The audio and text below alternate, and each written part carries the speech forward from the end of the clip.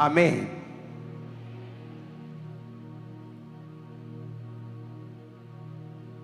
Gurdaspur meeting के लिए तैयार हो? क्रिश्चियन लोगों के लिए और है ही क्या है। पार्टीज में हम जाते नहीं हैं, नाइट क्लब्स में हम जाते नहीं हैं, यही हमारी लाइफ है। जब क्रूसेड आए तो परिवारों समेत पूरी तरह से तैयार होके आया करो जरा खुदावन के नाम को महिमा देने के लिए। आमीन। यही तो बरकत लेने का तरीका है, यही तो परमेश्वर को खुश करने का तरीका है कि आप जा रहे हैं क्रूसेड के ऊपर, चाहे आपको हीलिंग की जरूरत नहीं है, आप दूसरों के लिए प्रार्थना कर रहे हैं कि वहां पे बीमार लोग आएंगे और उनको हीलिंग की जरूरत है। आज जो प्रार्थना हमने की है पुलपेट पे आने के तुरंत बाद, उस प्रार्थना को फिर से इंटरनेट पे दोबारा जाके सुने। उसमें मैंने आपको भेद दिए हैं, कैसे पवित्र आत्मा बात करता है लोगों से। ओके, किस तरह से वो आपको बढ़ाता है, आपके लेवल को किस तरह से वो इंक्रीज करता है। वो बड़ी मध्यम बात होती है, परमेश्वर बड़ी मध्यम बात आपके दिल में करता है, बड़ी धीरे से करता है, लेकिन हम उसे इग्नोर करते हैं, ओवर रूल कर देते हैं, अपने शरीर की बात सुनते हैं, उसे नकार देते हैं। और वही वो टाइम होता है जहां हम ग्रो करेंगे या नहीं करेंगे, परमेश्वर डिसाइड करता है। अब हो सकता है एक ही स्पिरिचुअल उम्र में 10 साल रहें, कि स्पिरिट में आपकी उम्र 15 साल है, और हो सकता है 10 साल 15 साल बीत जाने पर भी जहां आप 25-30 के होने चाहिए थे, अभी भी आप 15 साल के हैं, क्योंकि आपने परमेश्वर की आवाज को सुनना बंद कर दिया। आप 15 साल के इसलिए हुए क्योंकि तब आप परमेश्वर की आवाज को सुनते थे।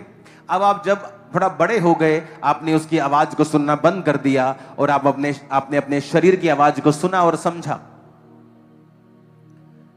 दाऊद इसीलिए मरा, क्योंकि मरा वो वाला मरा नहीं, परमेश्वर में जब आप हट जाते हैं और उसके प्रेजेंस में आप गुनाह करते हैं, वो मरा ही होता है।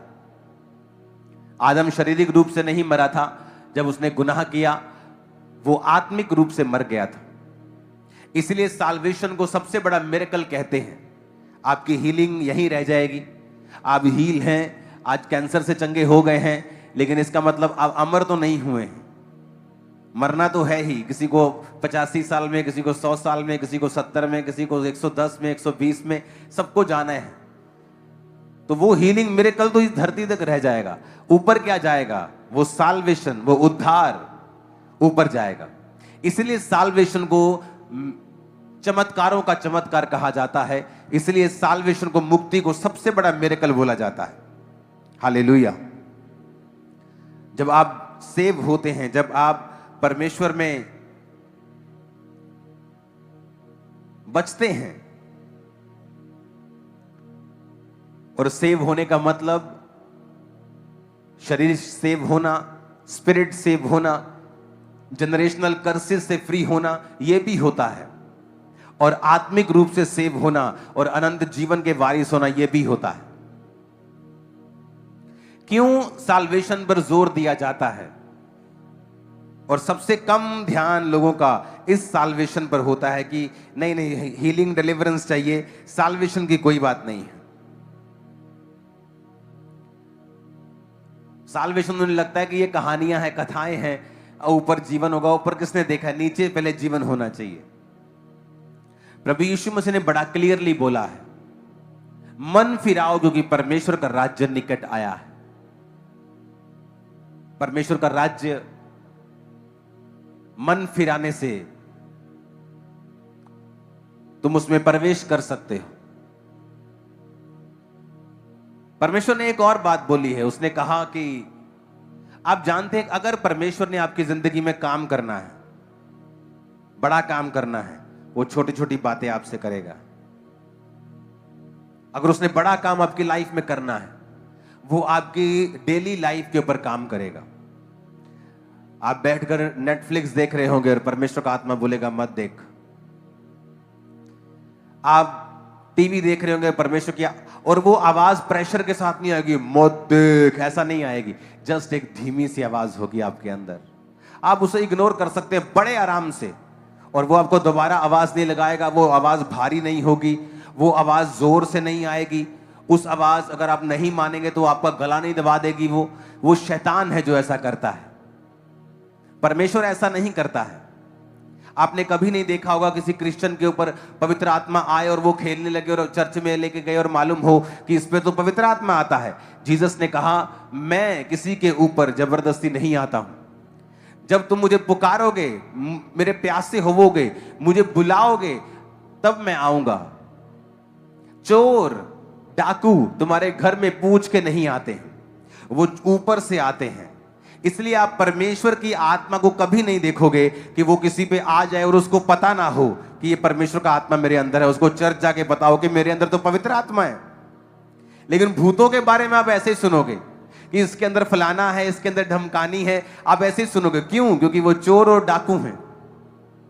वो पूछ के नहीं आए। क्योंकि आपका घर, जब आप अपने घर में जाते हैं, आप गवांडी के पड़ोसी के पास से होकर आप दीवार फांद कर नहीं जाते हैं, आप अपने घर में फ्रंट से जाते हैं। जब जीसस आपके रियल घर में, जो उसका आप रियल घर है, जब आता है, वो फ्रंट से आता है और पूछता है, क्या तू अपने हृदय में मुझे जगह देगा? जब आप बोलते हैं हाँ मैं दूंगा और पापों को मानूंगा, तब पवित्र आत्मा आपके हृदय में आता है। इससे मालूम होता है कि वो आपका असली बाप है और आप उसके असली घर हैं। पता चलता है।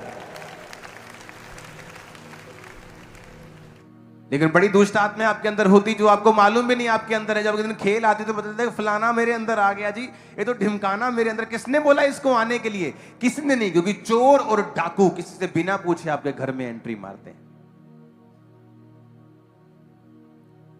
आपको ये बात समझनी होगी, जब भी पवित्र आत्मा आपके जीवन में काम करना चाहेगा, वो आपसे धीमी बातें करेगा।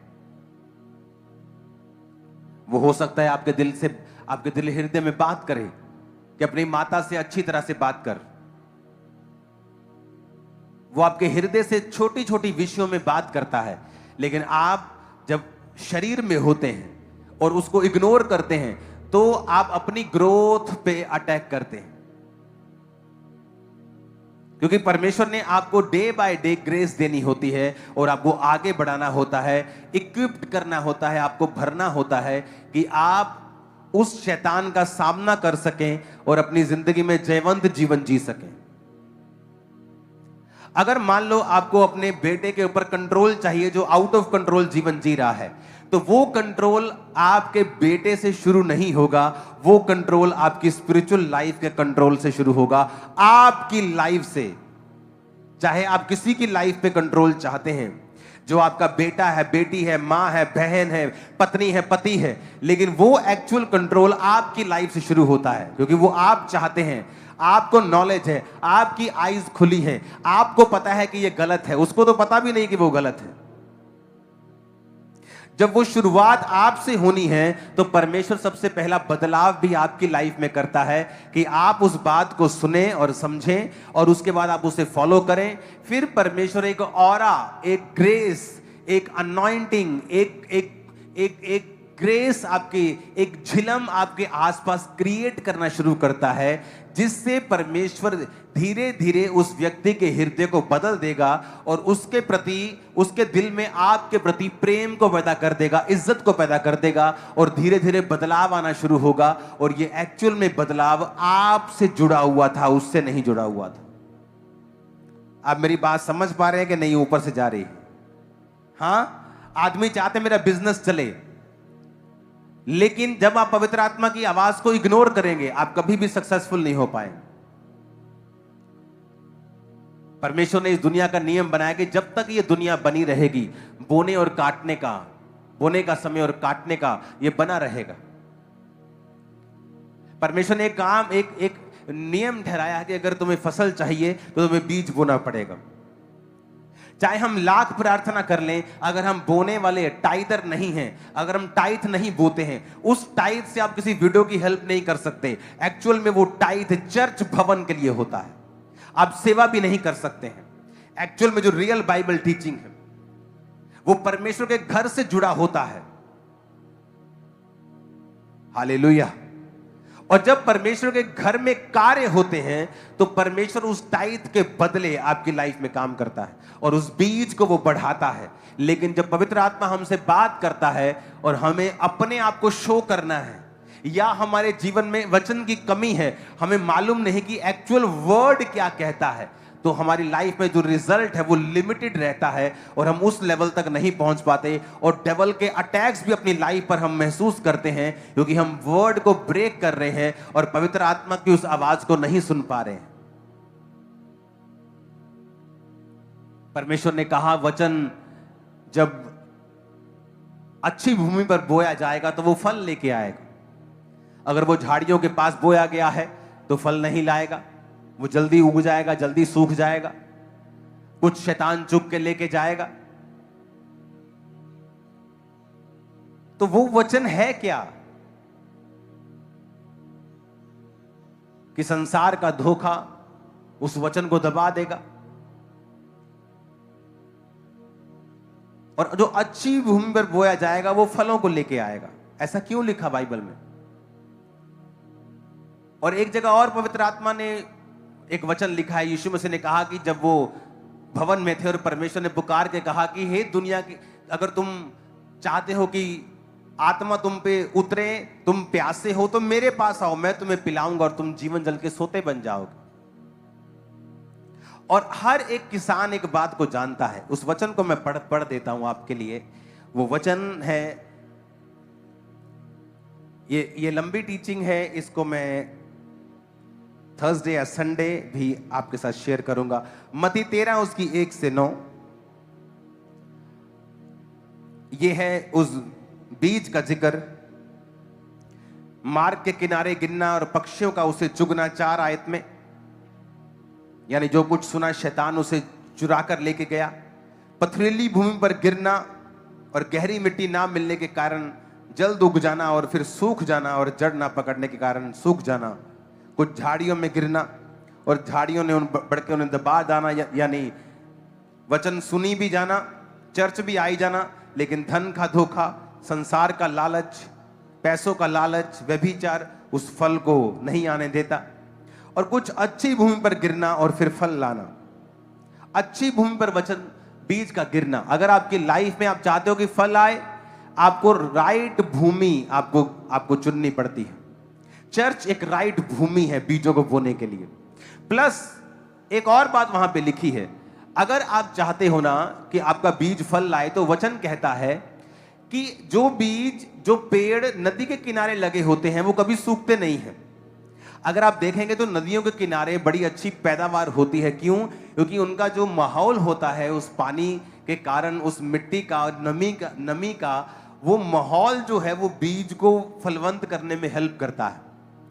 तो पानी चाहिए बीज को, अगर आप चाहते हैं कि वो बीज फल लाए, वो बढ़े, आपकी लाइफ ग्रो हो। वचन ये कहता है कि यीशु मसीह ने कहा अगर तुम प्यासे हो तो मेरे पास आओ, मैं उसे जीवन जल का सोता बना दूंगा। आप नोटिस करेंगे जिन व्यक्तियों की जिंदगियों में बैप्टिज्म लेकर साल्वेशन हो गई है, जिनकी मुक्ति हो गई है, उद्धार पा लिया है और जिन्होंने पवित्र आत्मा को पा लिया है, आप हमेशा नोटिस करेंगे कि जब उनको बाइबल में से कोई वचन मिलता है, एक तो उनकी भूमि अच्छी है क्योंकि उन्होंने पवित्र आत्मा को पाया हुआ है, उन्होंने तौबा की हुई है, वो परवाह नहीं करते कि मेरी बेटी का रिश्ता कहां पे होगा, मैं बपतिस्मा लूंगा तो ऐसा तो नहीं हो जाएगा। वो ऐसी मूर्खों की तरह बातें नहीं करते हैं, वो क्राइस्ट को पब्लिकली कन्फेस करते हैं। अगर आपने यीशु मसीह को पब्लिकली कन्फेस नहीं किया है, वो आपको नहीं जानता है। आप उसे जानते, वो आपको नहीं जानता है। जिसने पब्लिकली कन्फेस कर लिया, बैप्टिज्म ले लिया, पवित्र आत्मा को पा लिया, उसके जीवन में 2 बातें होती हैं। कैसे? आपकी जो भूमि है, आपका शरीर जो मिट्टी का बना हुआ है, जब जैसे नीचे की भूमि पर जब बीज जाता है तो वो फल लाता है, उसी तरह आपकी भूमि फिर रेडी होती है कि परमेश्वर का वचन आपके अंदर जाए, चाहे वो हीलिंग का हो, वो डिलीवरेंस का हो, वो बरकत का हो, वो छुटकारे का हो, फिर वो आपके अंदर से फूटने लगता है वो छुटकारा। लेकिन अगर आपका शरीर तैयार नहीं है, आपका जीवन रेडी नहीं है, वो सेव नहीं है, आपने तौबा नहीं की है, आप ऐसे पापों में हैं जो अब तक आपकी लाइफ से चले जाने चाहिए थे, फिर वो बीज जब चला जाता है वो फल नहीं लाता। आप फिर बोलते रहते हैं तेरे कोड़े खाने से मैं चंगा हो चुका हूं। फिर वो वही बात हो गई कि आप अपना बीज पकड़ते हैं और राजस्थान के रेगिस्तान में जाके बोलते हैं ये मैं बीज फेंकता हूं, ये फल लेके आएगा। वो फल नहीं लाएगा। अगर आपको वो बीज चाहिए फल लेके आए, आपको उसे वैसी भूमि पर बोना पड़ेगा जो फल ला सकती है। आपका शरीर, आपका जीवन अगर आपने रेडी नहीं किया उस फल को लाने के लिए, वो वेस्ट हो जाएगा जो पास्टर आपके लाइफ में डिक्लेयर कर रहा है, जो आप पढ़ रहे हैं, आप डिक्लेयर कर रहे हैं, वो काम नहीं आएगा क्योंकि आपकी भूमि रेडी नहीं है। और जब आपको ये बात पता होगी कि मुझे तौबा करनी है, मुझे परमेश्वर के साथ संग रहना है, वचन को पढ़ना है, आपका शरीर रेडी है। जैसे आप वर्ड पढ़ेंगे या आप पर कोई भविष्यवाणी होगी या आप पे कोई डिक्लेरेशन होती है, वो आपके अंदर रिसीव हो जाती है। उसके बाद लिखा है पवित्र आत्मा उनकी जिंदगी में जब होता है वो पानी की तरह काम करता है, होली स्पिरिट वाटर की तरह काम करता है। और वो जब आपके जीवन में प्रेजेंस रखता है और वचन की प्रेजेंस होती है, वो बीज धीरे धीरे फल लाने लगता है। आप इमेजिन, आप हमेशा नोटिस करेंगे जो व्यक्ति पवित्र आत्मा से भरपूर नहीं है, क्राइस्ट के वचनों को मानने के लिए उनको संघर्ष लगता है। और वो पुराने ईसाई हैं, फलानी चर्च के बड़े बड़े कम्युनिटी मेंबर हैं, लेकिन उनकी शादियां देखो सब अन्य जातियों की तरह करते हैं। उनके कोई काम देख लो, बर्थडे पार्टी देख लो, शादी देख लो, कुछ देख लो, आपको पूरा संसार और डबल शैतान नाचता हुआ दिखाई देगा। क्योंकि अगर आप क्रिश्चियन हैं, इस बात से कोई मायने नहीं। अगर आप बाइबल को फॉलो करते हैं और आपने सेव हो गए हैं और पवित्र आत्मा को पा लिया है, देन वो भूमि राइट है, क्योंकि वहां बीज भी है, वहां पानी भी है। जहां बीज होगा, नमी होगी, वो बीज फल लाएगा। जिन लोगों की लाइफ में पवित्र आत्मा की हुजूरी नहीं है, वो बड़ा संघर्ष करते हैं, हीलिंग के लिए संघर्ष करते हैं, डिलीवरेंस के लिए संघर्ष करते हैं, और क्रिश्चियन हैं, खुदा से प्यार भी करते हैं। ये भी बताता हूं आपको। वैसे प्यार करते हैं परमेश्वर से, बोलेंगे हम प्यार करते हैं प्रभु से। कोई धरना लगाना हो वहां पहुंच जाएंगे, कोई काम करना हो पहुंच जाएंगे, लंगर लगाना हो पहुंच जाएंगे, लेकिन वो ये बात नहीं समझते हैं कि इससे बड़ा जीवन परमेश्वर ने हमें देने के लिए बुलाया है। और जब आपकी लाइफ में आप ग्राउंड को सेट करते हैं और उसके अंदर जब बीज जाता है और पवित्र आत्मा की प्रेजेंस एक पानी की तरह उस बीज पे काम करती है। इसलिए जो लोग पवित्र आत्मा से भरपूर नहीं होते, सेम वचन जो आपको समझ आता है उन्हें अलग तरह से आता है। सेम वचन आप फेथ से भरे होते हैं और उनके लिए वो नॉर्मल वचन है, उनको लगता है कि नहीं ठीक है, ओके, हाँ हाँ सही है, सब ठीक है, चलो काम धंधा करते हैं सुबह। यही रियल वर्ल्ड है। उन्हें लगता है कि वो मिरेकल शायद पुराने जमाने में होते थे। उनकी लाइफ में वो काम नहीं होता क्योंकि पवित्र आत्मा की प्रेजेंस नहीं है। हालेलुया। अगले संडे प्रभु भोज होगा। जो लोग बैप्टाइज नहीं हैं, आज बपतिस्मा लें, क्राइस्ट को पब्लिकली कन्फेस करें। पठानकोट क्रूसेड में मैंने एक रिवाइवल के बारे में बात की थी और उस व्यक्ति ने भी 4 पॉइंट्स में ये पॉइंट ये बताया था कि क्राइस्ट को पब्लिकली कन्फेस करें। उसके लिए चाहे आपको परसिक्यूशन सहनी पड़े, उसके लिए चाहे आपको किसी भी चीज का नुकसान सहना पड़े, उसे सहो, क्योंकि जब तक आप वो नुकसान नहीं सहेंगे आप रियल फायदे में कभी नहीं जाएंगे। मैं आपको बता रहा हूं, अगर आप कैंसर के फोड़े को सोचते रहेंगे कि मैं अगर इसे निकलवाऊंगा तो मुझे दर्द होगी, वो आपको खत्म कर देगा। वो पेन तो होगी लेकिन उसके बाद जीवन भी होगा। आपको ये बात समझनी ही पड़ेगी। एक टेस्टिमनी को मैं सुन रहा था, एक व्यक्ति ने चर्च का क्रूसेड करवाया और क्रूसेड जब उसने करवाया तो उस क्रूसेड पे बहुत खर्चा हुआ और उसने पर्सनल अपना खर्चा किया और क्रूसेड करवाया। उसने टेस्टिमनी दी कि क्रूसेड करवाने के बाद उसका जो बिजनेस था, शैतान ने उस पर अटैक कर दिया। जिस बिजनेस से उसने कहा था मैंने घर बनाया, जिस बिजनेस से मैंने 2 घर बनाए, जिस बिजनेस से मैंने कर्जे उतारे, जिस बिजनेस ने मुझको ऊंचा किया, क्रूसेड करवाने के तुरंत बाद उस बिजनेस पे अटैक हुआ और वो बंद हो गया और बहुत कम हो गया। जब आप कुछ अच्छा करते हैं आप पर अटैक होता है, क्योंकि शैतान जानता है कि ये वो कर रहा है जो उसको नहीं करना चाहिए, और वो लगातार उस तंगी में रहा। उसके लोग उसके खिलाफ हुए और लगातार उस तंगी को वो झेलता रहा। एक फिर समय आया, उसने मुझे बताया कि एक समय आया और परमेश्वर ने एक नए काम को मेरे लिए खोला, और जब नए काम को मेरे लिए खोला तो उस काम में परमेश्वर ने मुझे बरकत दी। जितने वो पहले कमाता था उससे 3 गुना ज्यादा कमाता है अब 2 साल के अंदर अंदर, और वो काम वो कभी नहीं करता। लेकिन परमेश्वर की आत्मा ने उससे पहले डिसकंफर्ट जोन में वो लेके आया, और उसके बाद फिर वो उसे कंफर्ट जोन में लेके गया। जब आप सही चीज करते हैं कई बार आपको डिसकंफर्ट होता है। आप देखा मैं पहले ही क्या सुना ना करिए, आप मैं क्या सुना के बाद लोगों ना दसिए, पब्लिकली कन्फेस करने की कोई लोड़ नहीं, रब नूं आराम ना मानते रहते। ऐसे मानने की कोई जरूरत नहीं है आपको, परमेश्वर को आपकी कोई जरूरत नहीं। मैं आपको बता रहा हूं,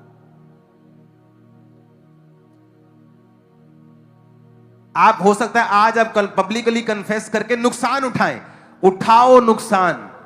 मैं चैलेंज करता हूं, अगले 5 सालों में जो फायदा होगा नुकसान चिल्लर ठहराएगा उसके सामने जो फायदा होने वाला। सोचो तो सही, तुम क्यों डरते हो?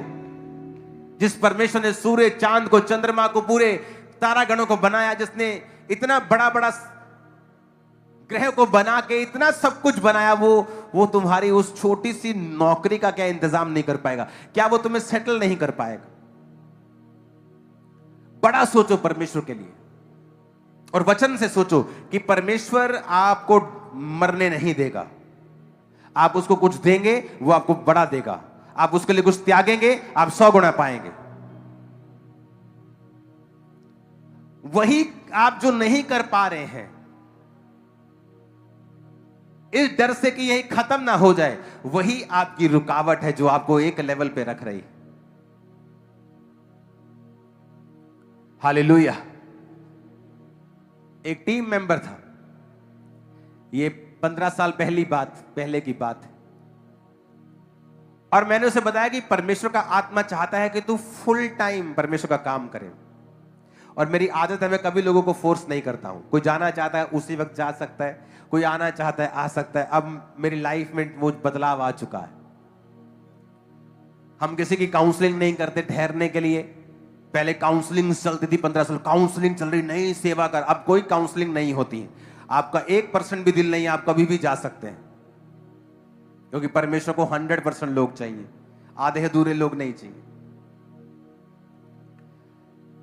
तो उस समय मैंने उससे कहा, और वो हमेशा टालता रहा, और हमेशा उसे लगता था कि वो इस तरह से आप ये दिखाते हैं कि आप बहुत बड़े कोई वैल्यूएबल चीज हैं आप, और फिर परमेश्वर आपको ब्लेस नहीं करता।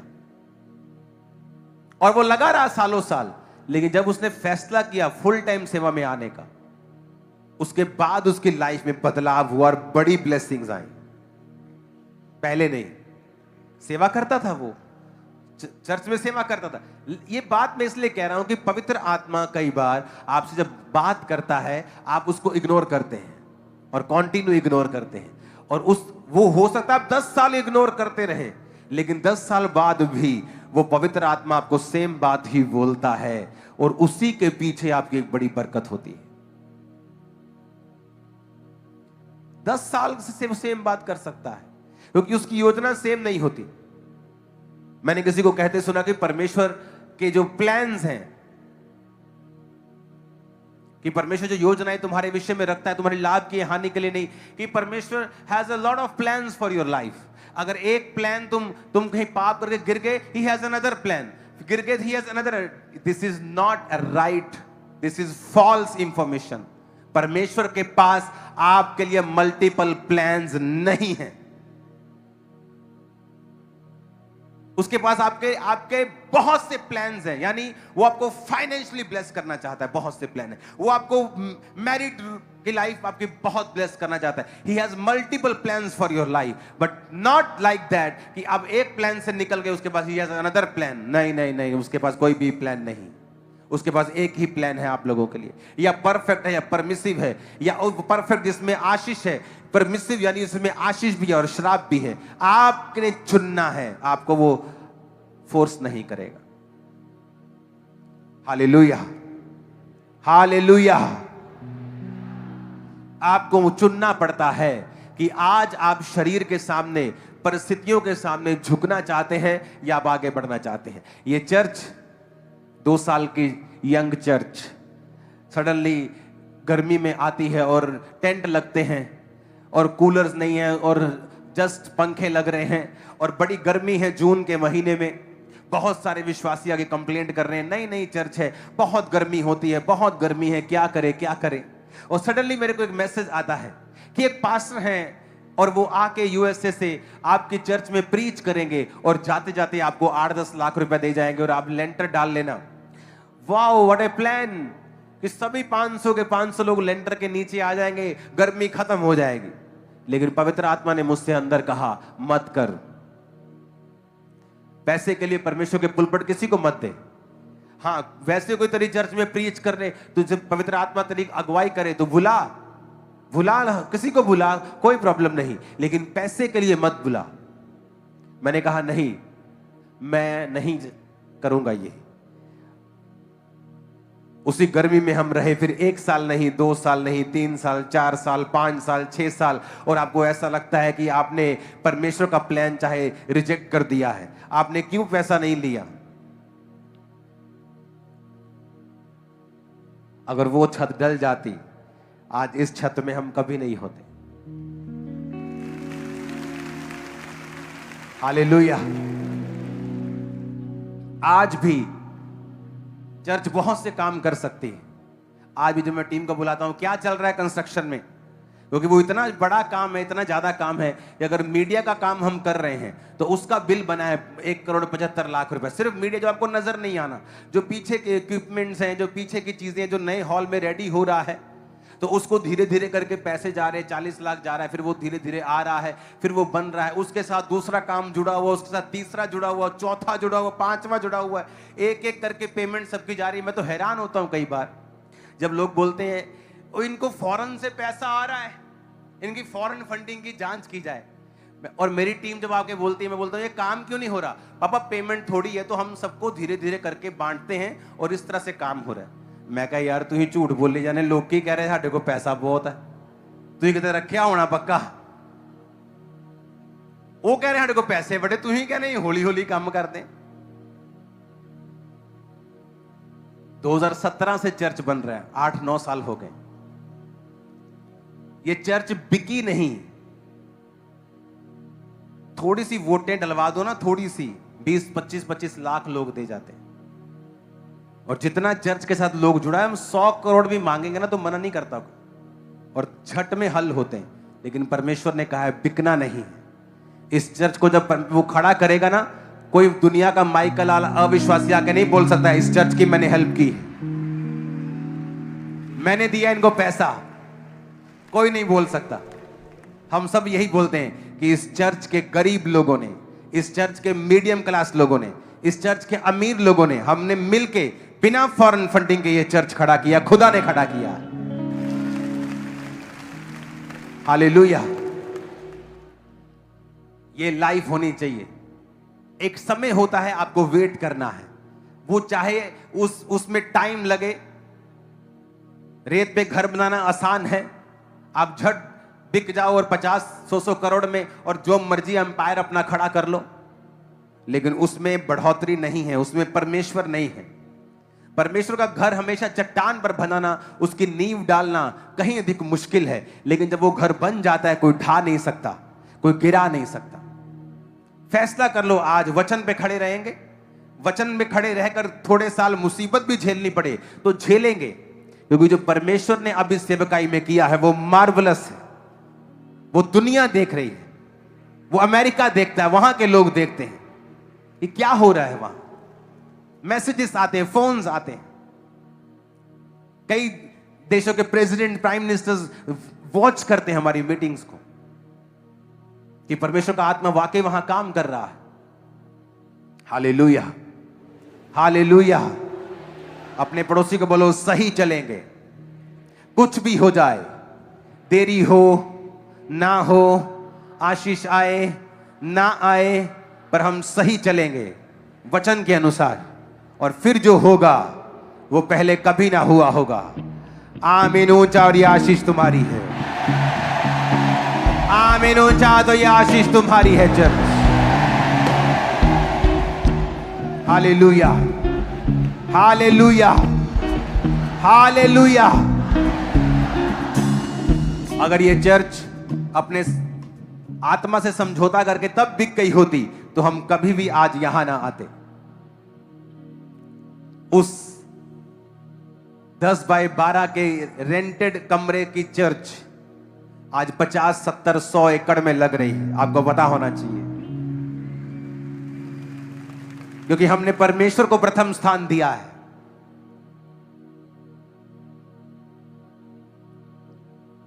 मेरी टीम मेंबर्स के अपने घर थे, और 2016 में मैं रेंट पे था, जब मैं ये चर्च भारत की दूसरी सबसे बड़ी और पंजाब की सबसे बड़ी और उत्तर भारत की सबसे बड़ी चर्च थी। लोगों ने कहा आप क्या कर रहे हो? मैंने कहा मैं जो समझता हूं कि पहले अपने चर्च को, टीम को, लोगों को बिल्ड करना चाहिए। कई पास्टर्स मेरे पास आके बोलते हैं हमें घर चाहिए। मैंने कहा नहीं, चर्च है, नहीं चर्च नहीं, पहले तुम्हें चर्च चाहिए,